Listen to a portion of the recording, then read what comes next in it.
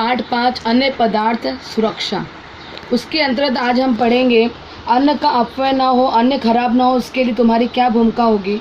अन्न का भंडारण और सुरक्षा, अन्न सुरक्षा और परिरक्षण, हिमीकरण, गैसों का उपयोग, धूमन, कीटनाशकों का उपयोग, प्राणों की बौछार, पाश्चुरीकरण, परिरक्षकों का उपयोग। और विशेष रूप से इसमें हम देखेंगे कि अन्य पदार्थों में अपमिश्रण कैसे होता है और अन्न में अपमिश्रण कैसे पहचानेंगे और क्या तुम जानते हो और इसे ध्यान में रखने वाली बातें। तो ये आज हम इस पाठ के अंतर्गत सीखने वाले हैं। पहला है अन्न का अपव्यय ना हो, अन्न खराब ना हो, इसके लिए तुम्हारी क्या भूमिका होगी।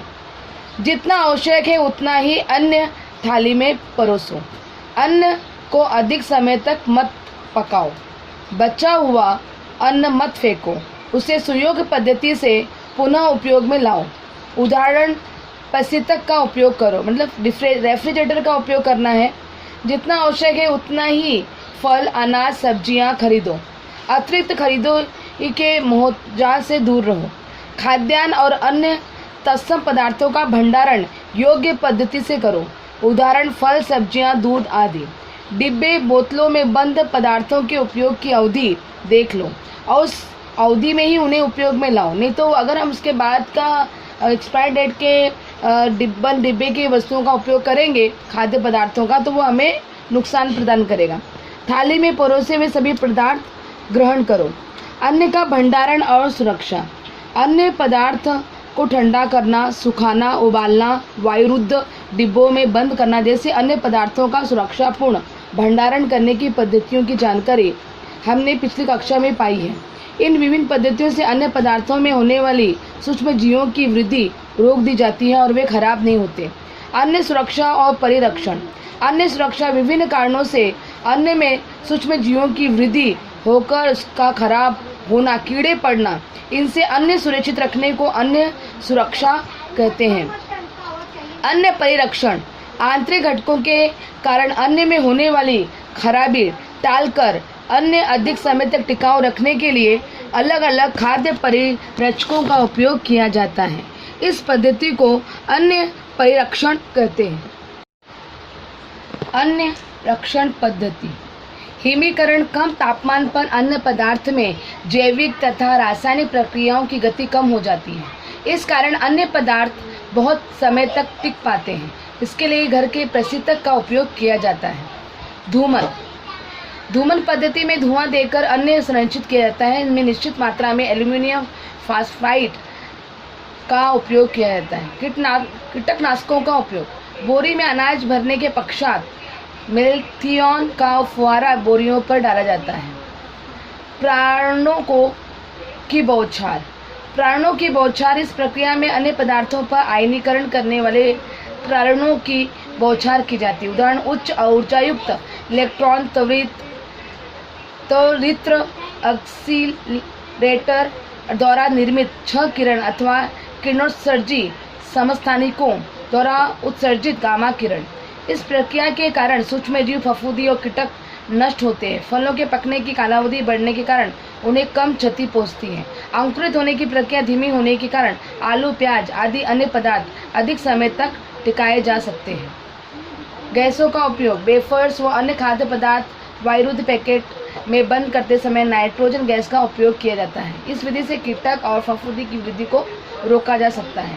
परिरक्षकों का उपयोग, प्राकृतिक परिरक्षक, प्राकृतिक पदार्थ जैसे नमक, शक्कर, तेल का उपयोग कर अचार, मुरब्बे, जैम, पेठा आदि पदार्थ बनाए जाते हैं। रासायनिक परिरक्षक, इसमें प्रमुख रूप से एसिटिक अम्ल यानी सिरका, विनेगर, साइट्रिक अम्ल, सोडियम बेंजोएट तथा कुछ नाइट्रेट व नाइट्राइड लवणों का उपयोग कर सॉस, जेली, जैम पकाने के लिए तैयार सब्जियां और अन्य के पैकेट बनाकर लंबे समय तक इन्हें टिका कर रखा जाता है।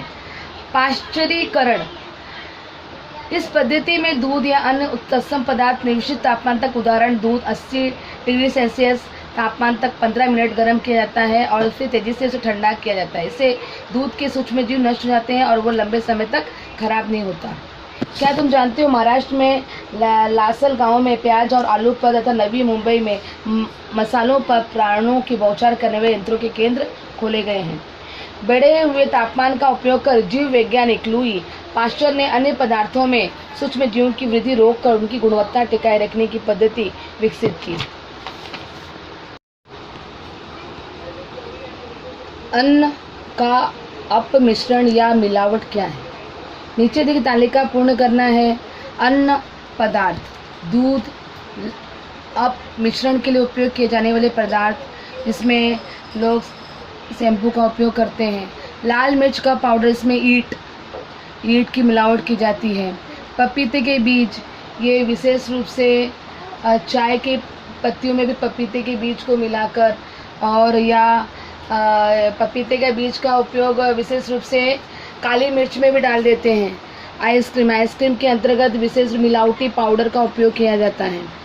अपमिश्रित अन्न छोटे बड़े अमीर गरीब सभी के स्वास्थ्य के लिए घातक है। अन्न के अपमिश्रण के विभिन्न परिणाम होते हैं। कुछ अपमिश्रण किए जाने वाले पदार्थों से पेट के रोग अथवा विषाक्तता हो सकती है। कुछ प्रकार के अपमिश्रित होने वाले पदार्थ लंबे समय तक खाने से शरीर के अंगों के कार्य पर विपरीत परिणाम होते हैं। कैंसर जैसे दुर्दम्य रोग होने की आशंका बढ़ती है। अन्य पदार्थों में अपमिश्रण ऐसे भी होता है। अन्य पदार्थों से कुछ महत्वपूर्ण घटक अलग कर निकाल लेना, उदाहरण दूध का स्निग्धांश, लौंग, इलायची का अर्क निकाल लेना। कम गुणवत्ता वाला पदार्थ, अखाद्य पदार्थ या हानिकारक रंग मिश्रित करना, हानिकारक पदार्थों का उपयोग करना, उदाहरण छोटे कंकड़, पत्थर, लोहे का बुरादा, घोड़े की लीद, यूरिया, लकड़ी का बुरादा आदि। अपने दैनंदिन जीवन में हम क्या खा रहे हैं और हमारा अन्न पौष्टिक है या नहीं, इसका विचार करना हर व्यक्ति के लिए आवश्यक है। अन्न में अपमिश्रण कैसे पहचानोगे? अन्न पदार्थ दूध, अपमिश्रण पानी, परिरक्षण क्या होगा वो देखिए। दूध की एक बूंद कांच के स्लाइड पर लेकर स्लाइड थोड़ी तिरछी रखो जिससे बूंद नीचे की ओर गिरे। निष्कर्ष, स्लाइड पर दूध का सफ़ेद अंश न दिखे तो दूध में पानी की मिलावट की गई है। लाल मिर्च का पाउडर, ईंट का बुरादा, 1 चम्मच मिर्ची पाउडर बीकर में लो। आधा बीकर भरने तक उसमें पानी डालो। अब उसे मिलाकर 5 मिनट तक स्थिर होने दो। बीकर की पेंदी में लाल रंग की परत जमा हो जाए तो समझ लो कि मिर्ची पाउडर में ईंट का बुरादा मिलाया गया है। हल्दी पाउडर, मेटानिल एलो, परख नली में चुटकी भर हल्दी लेकर उसमें थोड़ा पानी डालो। मिश्रण को हिलाओ। अब उसमें थोड़ा सांद्र हाइड्रोक्लोरिक अम्ल मिलाओ। सांद्र हाइड्रोक्लोरिक अम्ल के कारण मिश्रण लाल दिखता है।